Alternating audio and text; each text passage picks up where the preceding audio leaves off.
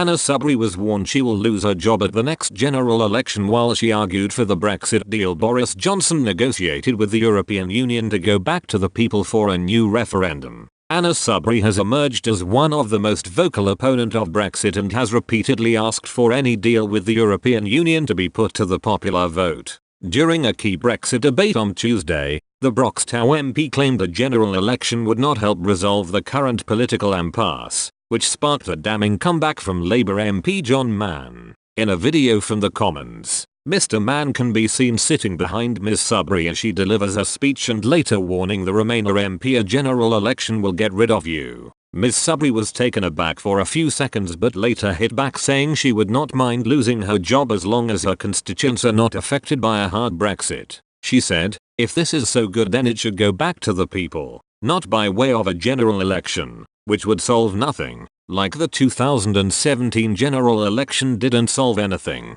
This now needs to go back to the British people. Can I just say, actually, I don't mind losing my job but I do care about the jobs of my constituents." She continued, "I will do the right thing for my constituents, their children and their grandchildren and their jobs. That's why this matter must now go back for that people's vote. Now we have the clarity on Brexit and we see what a disaster it is across the United Kingdom." The former Conservative MP delivered her speech ahead of a crucial vote on the Brexit bill Boris Johnson tabled on Tuesday. The Prime Minister secured the support of Parliament for his deal to move on from second reading, but his proposed 3-day timetable was later rejected by a 322 to 308 vote. Mr. Johnson has hoped to fast-track the legislative process to turn the Brexit bill into law to deliver on his pledge to Brexit by the 31st of October. Before the vote on Tuesday, the Prime Minister was forced to request an extension to the Brexit deadline but refused to sign the letter to Brussels to mark his disagreement with a further delay.